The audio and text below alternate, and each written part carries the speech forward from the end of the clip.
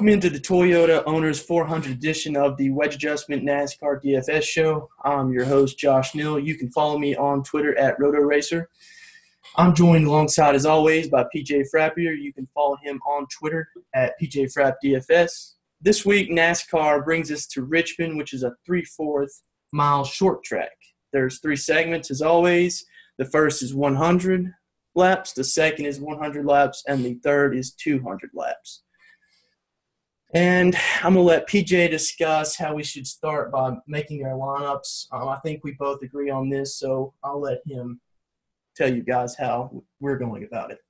Yeah, so, I'm going to target 2 dominators this week, primarily because the race is 400 laps. So there's a good chunk of dominator points and fast laps available out there. And if we can nail the 2, I know last week at Bristol was 4. Nobody really, quote, in the industry necessarily saw 4. We were kind of all on 2 to 3. So that was a little bit of a surprise. But in years past here, it's been 2, maybe 3 dominators. So I'm just really focusing on 2 guys. And I think we have some interesting dominators for you guys, and they may not be who you think. So should be a good show.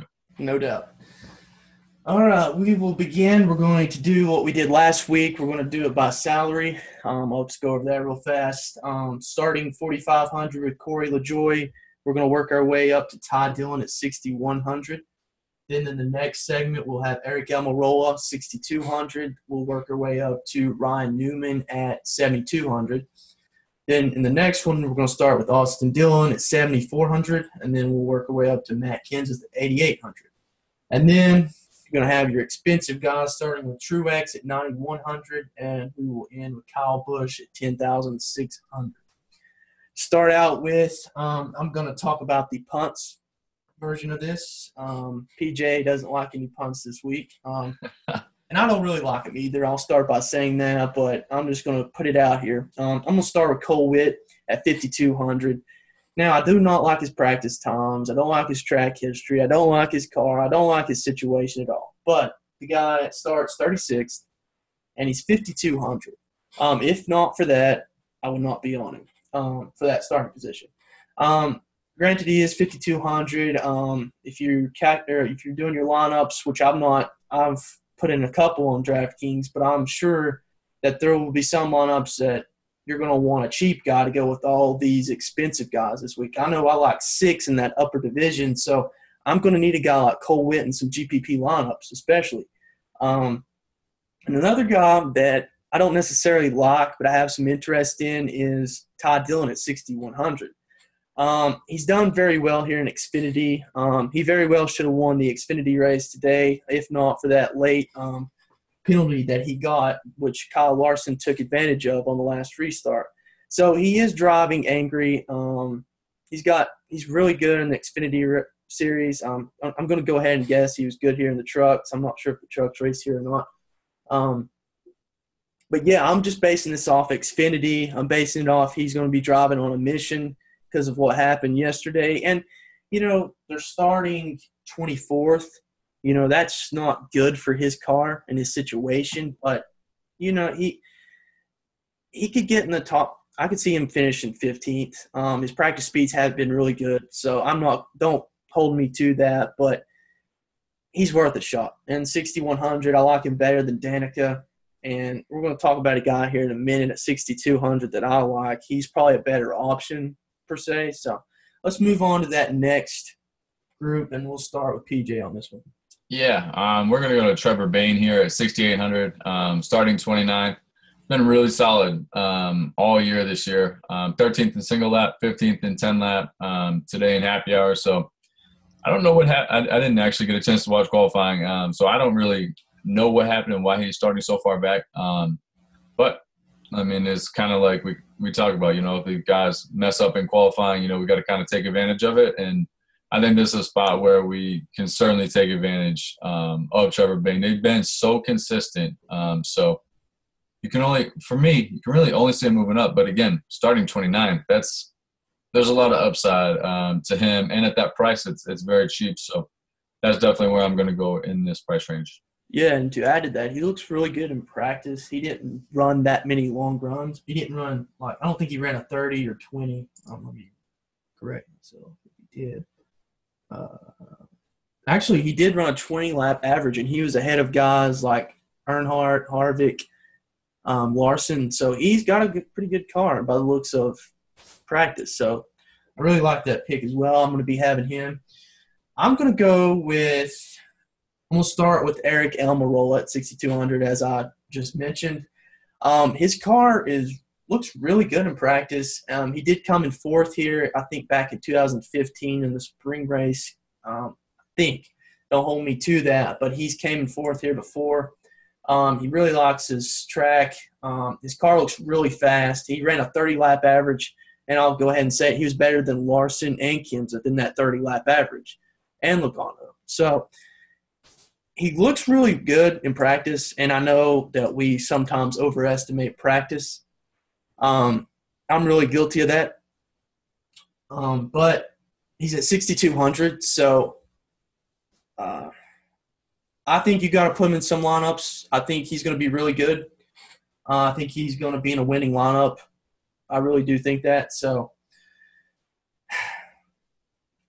it's never a good thing when I like Eric Almirola, but I like him this week. What can I say? Yeah, no, absolutely. From there, I'm going to go right to Ryan Newman.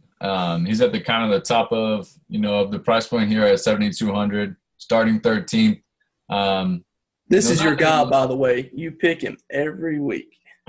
I mean, come on. We've been at 3 short tracks already. That's where he makes his money. So no doubt, he's a good pick. No, I mean, especially here too. Over the long haul, he's at 30 starts here, 16 top 10s, 27 top 20s. So stats he's don't just a lie. guy that's going to be really, really consistent. He is a guy that you don't need to see these elite practice times from because he's just a grinder. Like, his 400 laps, again, I said it at Martinsville, like, this is home for him especially. Like, he loves racing on shorter tracks. And, I mean, when they go to New Hampshire, he runs the modifieds because that's where he started. He loves this type of race. So, for me, I'm going to have quite a bit of him. I think it's tough to play him like necessarily in cash, even though I do think he's really, really safe. But he's just starting so far up where it's kind of tough there. But I'm going to have a bunch of them in GPPs. Yeah, and to add to that point, just about his driving style, you have to take care of your tires here. And if there's any guy that's consistent enough, it's Ryan Newman. I don't like him, but I can definitely see why you like him. So let's move on. And I like AJ Allmendinger at 6,700. I've been on him before this year. He's let me down a couple of times. When I've not been on him, he's surprised me. Like last week, I don't think I was on him, but he got screwed over last week. He had a top 10 car, and he just runs into the back of Eric Jones, and that ends his day. I feel really bad for him and the team. But they found some speed. And one thing about Allmendinger is with his road course background, these corners, his braking points, he's a master of it. And I think it's 14 degrees, 13 degrees in the banking. So I think he's going to benefit from that. He doesn't have the best track history here, but I think he's at starting in 22nd. The guys around there, I like him better than. So for me, I like how the team did last week. I know we can't put too much in recency bias, especially in GPPs, but for me, it's just a gut feeling this week. I know we ain't supposed to say that, but the breaking points and what I'm getting at is the 14-degree banking in the corners. It really benefits guys like him, and I can see him easily getting a top 15. They're going to be determined to have a bounce-back week after having such a great car last week. And like I said, they should have a top 10. So I'd look for them to – I think he's going to be a really solid play this week. Yeah, absolutely. And to build off last week, I know, like you said, it's not necessarily the same track type, but I'm going to go to Clint Boyer here at 8,500, starting 8th. Again, like Newman, really, really, really good here. In 22 career starts, he has 17 top 20s, and that was even including the crap equipment that he was in the past couple of years. He really likes twice. He's won here twice. And again, they've been so solid this year. Like, they keep improving. And he's going to get it. He's going to get it. And I thought that when he got up there last week, I really did think that he was going to win the race. I mean, JJ was just too strong at the end, but if he would have had 10 more laps, 15 more laps, I think he would have caught him. Yeah, no, absolutely. And I mean, practice times, he's right around where he qualified, which again, I don't really care because he has so much history here and he's in great equipment again, finally. So he's just another great GPP play because I don't know if necessarily a lot of people will go to him because of where he's starting. Exactly. So yeah, for me, that's where I'm going to go. All right. Guy I like. I'm not wearing the Ryan Blaney hat this week. I found it to be bad luck every time I wear it. I was at the Bristol race Monday, and, man, he had such a rocket there at the beginning of the race. And on one restart, I just see him fall to the back. I'm like, oh, my gosh, what is going on here? Talk about a guy with bad luck. Him and Kurt Busch, which is my other pick in this part, they've had some bad luck lately. 7,900. He starts second. He's second in 30-lap average. He's top 5 about everything except the 10 consecutive. And I think single lap, if you want to count that. But the problem here is, and I think this is where there's going to be guys like me over here. There's going to be the other guys. And I know Matt Kenseth is going to be so heavily on this week. And I'm just going to go ahead and talk about him while he's in this section. Me and PJ are not playing Matt Kenseth a lot this week. Now, you can call us nuts, but he's got good track history. Yeah, I get it. He starts first. He's probably going to lead 10 laps. But here's where I think Ryan Blaney comes into play, and here's where Truex is probably going to bite me in the butt. But I think Ryan Blaney is going to somehow get to the lead. I think he's somehow going to lead some laps. And I think Kenseth's going to fall like a rock. I can be wrong. This is a prediction of mine that I'm not going to be too confident in. I'm going to cover my eyes when this happens. But for me, Ryan Blaney's going to lead at least 30 laps of this race. Whether that comes in the end or that comes in the beginning, I'm not sure. But I think at 7,900, he's got to lead laps for him to be a play. You do not pick him if you don't think he's going to lead laps or win.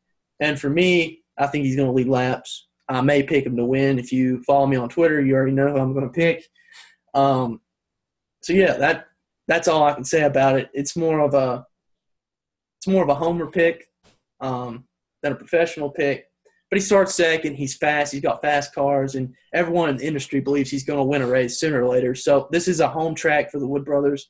They're definitely going to put their best foot forward, and he's really pissed off. You can't tell by the way he looks and the way he carries himself, but he's really pissed off, and he wants to have a good finish after all this bad luck they've had. So really, it's less to do with stats, but more with the feeling and just they got fast equipment.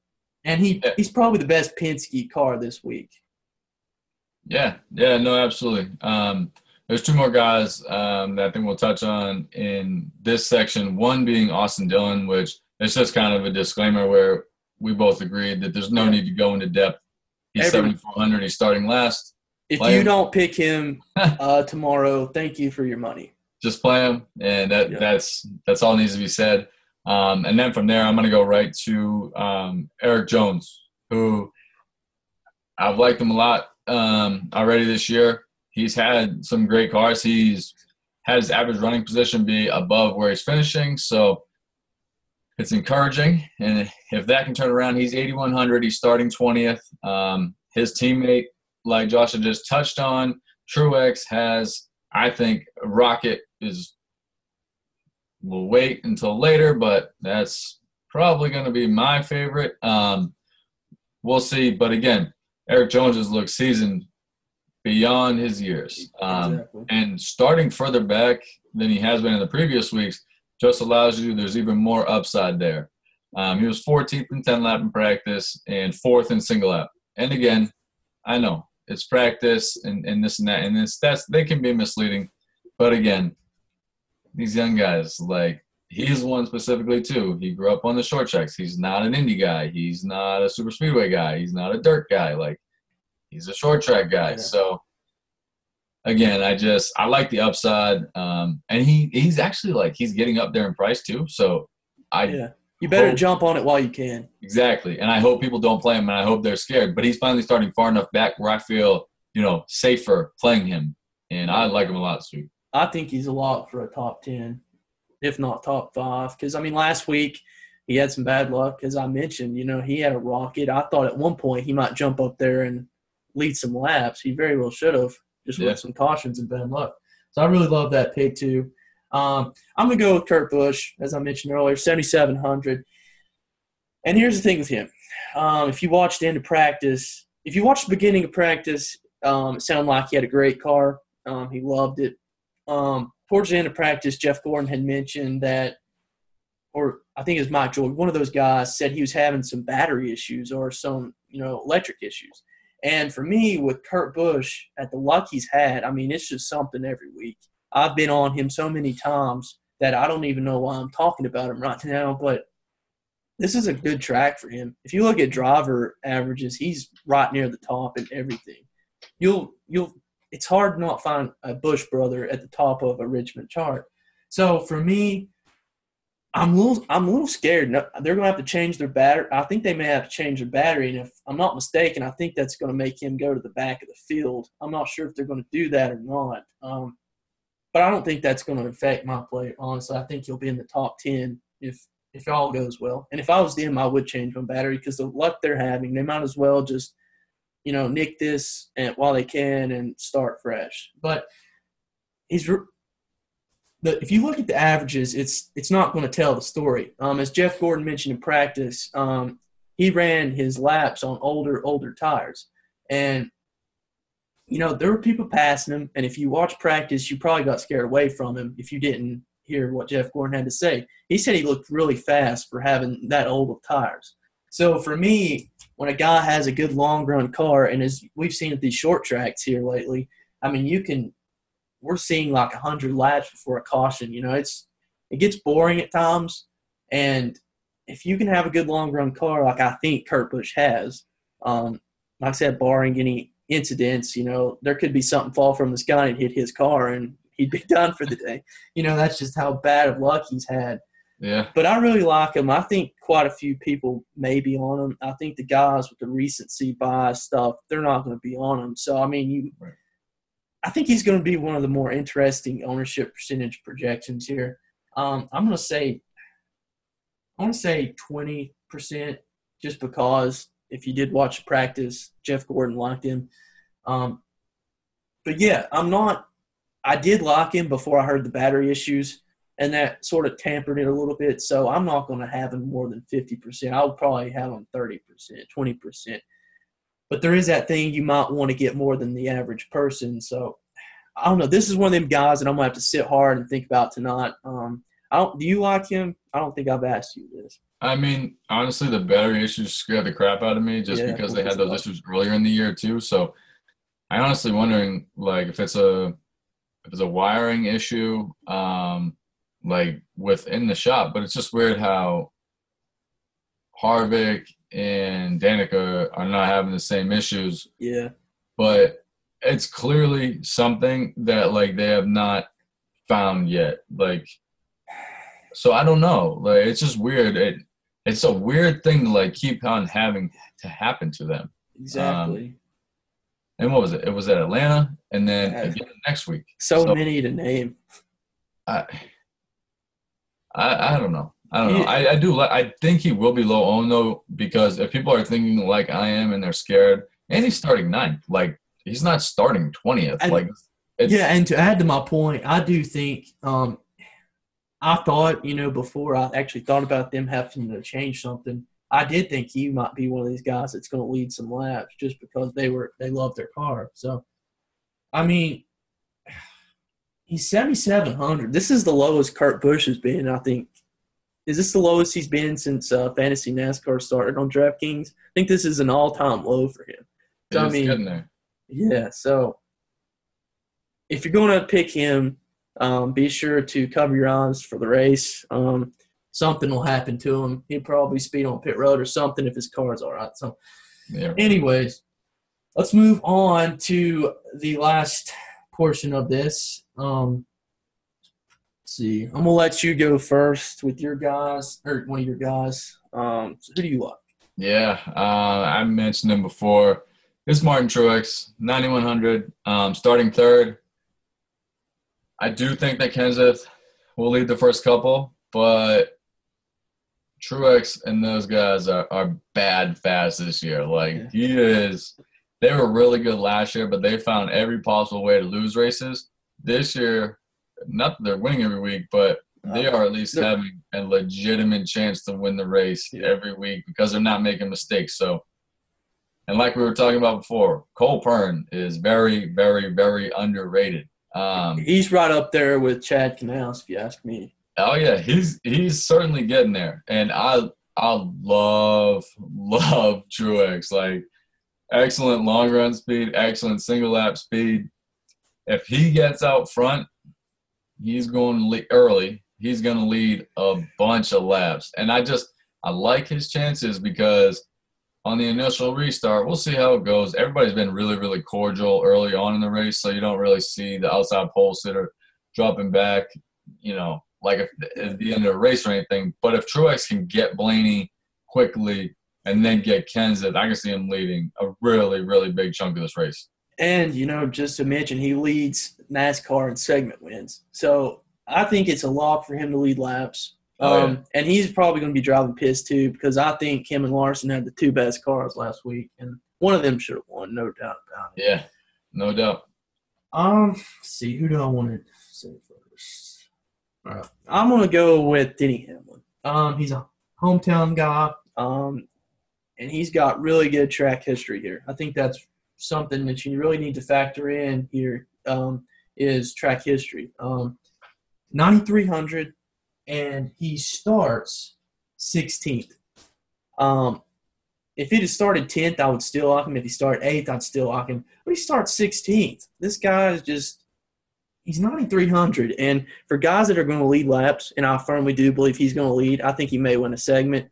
Yep. If you can get one of the cheaper guys in this section and he's going to lead laps, and it's just like Truex, he's 9,100. What's Truex doing at 9,100? Yeah. What's Denny Hamlin doing at 9,300 at Richmond? Especially here. Yeah. So I think this is a no-brainer. I think if you know anything about NASCAR, you've got to get him into some lineups. 16th, I mean, he makes for a good GPP, cash. He makes for just a good, solid play. And he's really safe, too. I know he's had some problems this year, but he locks the car. He looks really good in practice. I'm pretty sure he led. He's 20 consecutive laps. He was at the top. He was in the top of 15 consecutive laps. So for me, he starts 16th. I'd expect him to be within the top 8 with 20, 30 laps. So I think he's going to be primed. I think by that time it's going to be Kyle Busch, Truex, and Hamlin, and I think those guys are going to battle it out. But yeah, I mean, he's just got such good track history and so cheap for what he's capable of doing here. That's the main thing here. Yep. Let's move on. Yeah, so there's going to be another one, I think, up there battling with those guys. I know you don't agree with me, but Kyle Larson, 10,300, he is finally starting somewhat far back where there's just crazy amount of upside if he gets up front and leads a bunch of laps. 6 career races in the Cup Series here, 6 top 20s. He's starting 18th. I know, like, everybody's used to him being up front, and I hope they get a little bit worried about him starting 18th because, to me, I just see more upside. I don't see, like, more risk. I just see it's an opportunity to pass more cars. Again, he's so fast and saving the tires, and you need, to find another line here. And, I forget who was saying it, but they were saying like, there's no more of, the one lane, bump them out of the way, bump and run type racing, because Kyle Larson is just finding a different way around, and he's just as fast. So if you've seen the end of practice, he was at the very top of the wall. So I mean, he's the guy that finds the top at every single track. He's going to find a way to get to the top. He's awesome. In my opinion, he is 100% going to be NASCAR's savior when Junior leaves. And I know, like, Junior had said it in his news conference that this is the dude that you need to pay attention to. And NASCAR needs to get him in front of the camera more, and him doing some of the stuff that Junior's doing, because he's the future. Like, he is like one of the only true drivers out there. Like, on his off weeks or off days, he's just going run sprint cars. Like, yeah. He doesn't even care. Like, he just wants to race, and I love it. He's a breath of fresh air. He's hard not to like. I mean, he's a good guy. He's marketable too. And if I was Rick Hendrick, I know we're going a little bit off topic here, but he's loyal. I know he's loyal, but if I was Rick Hendrick, I would get the checkbook and tell him to name the prize. Because if he drove the 88 car, it's probably going to get a little bit better results. Not taking away from Junior. And I know Junior Nation is 75% of NASCAR, but I think Kyle Larson, he's got that young motivation. He's like a young Kyle Busch again. I know we said the same thing about Kyle Busch. They run the wheels off the car. But he's likable. Yeah, that's the thing. He's a step above Kyle Busch. So I definitely like him this week a lot. So. And my other guy is going to be, to that point, Kyle Busch. 10,600, the most expensive guy on DraftKings, as we say a lot of weeks. This guy was the guy who was supposed to dominate Bristol. This guy was supposed to lead 500 laps last week. He was supposed to lap everyone 5 times. He was the guy that everyone predicted to win, and more or less he was the guy that disappointed all of us. I know you said you barely broke even and you was overweight on him, and you don't know how you broke even. This week, he's going to bounce back. Now, I hope Goodyear gives him the best tires possible. I hope they go over there and inspect every single tire. I hope they do everything they can to make sure he has good tires. He blew 2 last week. Yeah. He blew that first one, and I was like, oh, my gosh, here we go again. He goes all the way up to like 8th. Boom, blows another one. And if I was him, I'd be pissed too. I can't blame him for that. I mean, he's blown tires like crazy. But this week, he's fast. He's freaky fast. He leads driver rating here. He's just so dominant. He's the best 30 consecutive. He's second in 20 consecutive. And he's in the top 10 and 15. For me, it looks like he has a very good long-run car. He doesn't have the short speed that you would like on a late race restart. Right. But Kyle Busch is good at restarts, so I'm never going to count him out. For me, he's so fast. The problem is his bad luck lately. That's the only thing that really makes me want to say, do I really want to pick him?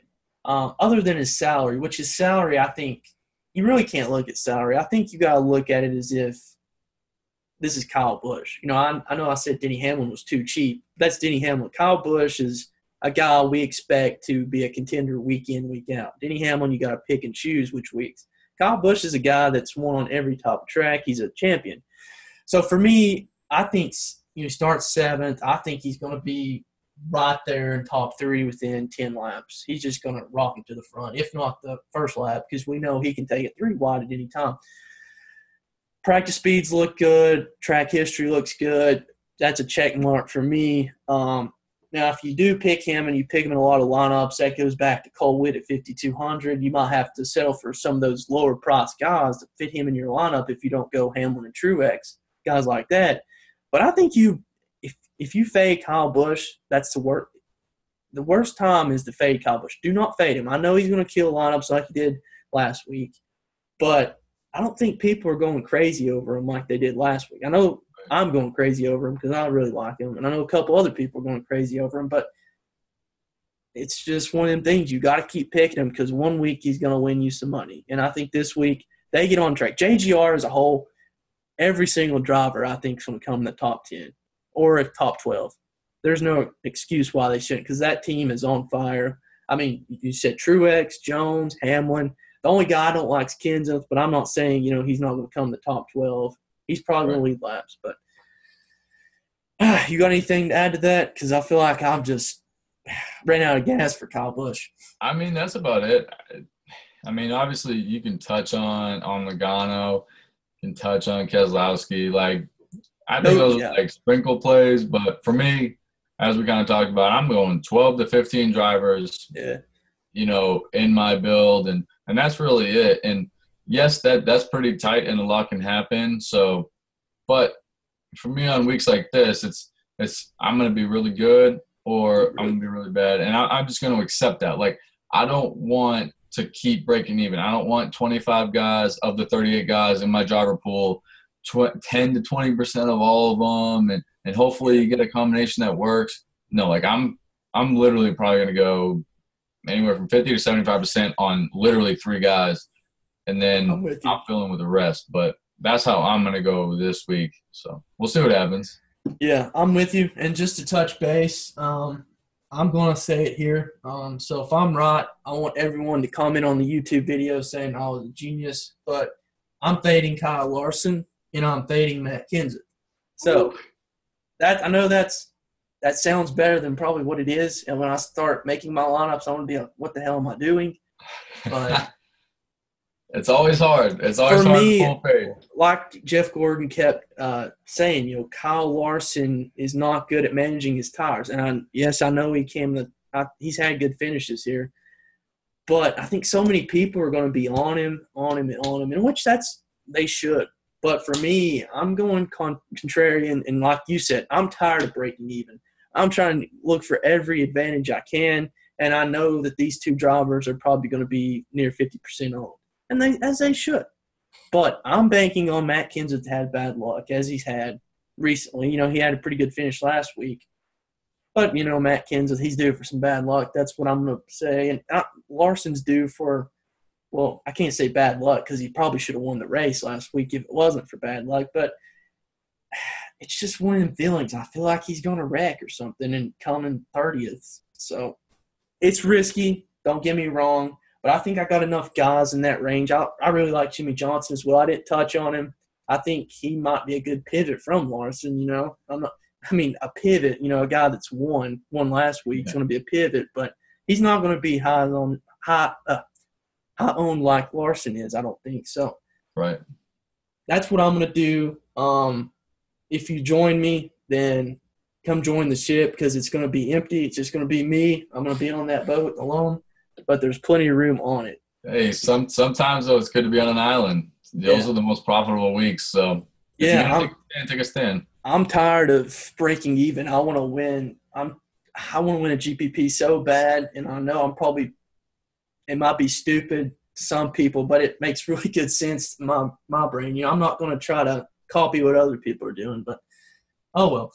Let's move on to the final segment, as we always do. We're going to give you our race winner, and we're going to give you who scores the most DFS points. So I'll let PJ start because I'm tired of ranting. I mean, I'm probably going to be pretty quick, though. You're going to get back on pretty soon because I think Truex is going to score the most points because I see him with the greatest potential to lead more than half the race. But I don't think he wins. Mm. You want the winner now or do you want me to wait? Well, you're saying he's going to score the most points? Is that what you're saying? He's going to score the most points. All right, I'll go with that one too then. I'm going to say Kyle Busch has the most points, but I'm not going to pick him to win either. Oh. So, all right, let's get right to it. Larson wins the race. Here we go. Co-host battling, but I really do. Like, I think he wins. They've been so good. Like, that's why I like Truex and Larson so much is they've been the best 2 cars all year, hands down, no questions asked. I don't care how fast Kyle Busch has been, like, on week to week. They just haven't figured it out. And I know I'm not saying I'm going to have zero Kyle Busch because that's just stupid, right? Yeah, you can't Like, do that. Obviously, I'm going to have some of him. But until they get their crap together as a team, and I know I get it. Like, he's blowing tires. Well, guess what? He keeps blowing tires. So Yeah, you can't. At what point is that somewhat on him? I'm so sick of him crying like that. Like, you don't see other guys blowing 2 tires in a race. I do not care that he whines that much. Like, that's not all on Goodyear. I could care less. For me personally, I can't stand him. He's a very good race car driver, but when stuff doesn't go his way, like, he does go a little bit overboard. Oh, man, like, I just can't take it. Like, at some point, it is on him. So, yeah. We'll see. But I'm definitely picking Larson to win the race. All right. I'm going to start before you blow a fuse. All right. So, if you follow me on Twitter, which you should be, I'm one of the best follows on Twitter, by the way, if you're not following me. I tweeted out yesterday. It's the day before yesterday. Yes, it was yesterday because they qualified. But Ryan Blaney is going to win this race. Hear me out here, which you probably already heard me out. I did enough talking for the day. Other than me being a big Ryan Blaney fan, his cars are so fast. His power steering issue probably derailed him from a chance of winning last week. The week before that, it was something. What week did he win? Like, he led most of the race. That week I was so disappointed. What track was that? I think it was Texas. Texas. This is a home track for them guys. And man, I want to get a little off topic here before we close down. I am hoping so bad he wins a race because I want to see him go to the 88 car. I know that sounds better than what it should, but I would love to see him finally break through and win a race because I think if he does, he's going to be a top 5 driver, top 10 driver every week. If they can just get over this bad luck, and I think he's due. Like I said, he's not did anything like Kyle Busch, and he's not complained, he's not did this, and he's not did that. He's due for some good luck. Come on, NASCAR. Give him some good luck. But anyway, I think he's going to win the race. I think a late race caution. I think there's going to be something with the pit road strategy. I think something weird's going to happen. Just a gut feeling. Like I said, I'm off Larson, Kansas, so if something weird wasn't going to happen, I'm done for. I think a late race caution is going to come out. I think he's going to stay out, and I think he's going to win the race. Just barely. But, yeah, just one of them gut feeling things. This week's going to be a whole gut feeling for me, which you'll find me 10 feet under tomorrow if everything goes bad. But, yeah, I think that's going to wrap up the show. Hope you guys enjoyed this. It's probably been one of the more enjoyable ones I've had so far this year. So, for sure. Yeah, I hope you guys like the content. Make sure you hit that thumbs up button. And as always, subscribe. We're almost there to 100. I think we have 69 subscribers at the time of this. We would love to get to 100 by the end of next month. And if you can, just please subscribe. We continue to grow. And we really hope you guys enjoyed the videos. That's the goal here. That's number one goal here. And you got anything to add before we shut it down? I'm good. I mean, like I said, tight core this week for me. It's not an all or nothing week, but I'm either going to do really good or I'm going to do really bad. And for me, I'm okay with that, though. So if you're going to take that stance, like, you have to be okay with your bankroll to either be really good or really bad. Like, I'm not spending all of my money and then, I hope I do good. And no, I'll allocate a certain amount of funds and I'm just going to go for it this week. And yeah, me too. We'll see what happens. But best of luck to everybody. Thank you all, for listening and commenting and, reach out to us on Twitter. Like, we like interacting with our listeners. Like, ask questions. We will answer it. If he doesn't get to it, I will. Same thing. If I don't get to it, he will. Make sure to follow the Roto Racing Twitter. That's the page you're going to find most of our content on. I know I retweet it and tweet it too. Make sure you go give that a follow as well and follow us on Twitter and subscribe and like the channel. So that'll do it, guys. Thanks for listening and best of luck. Good luck, guys.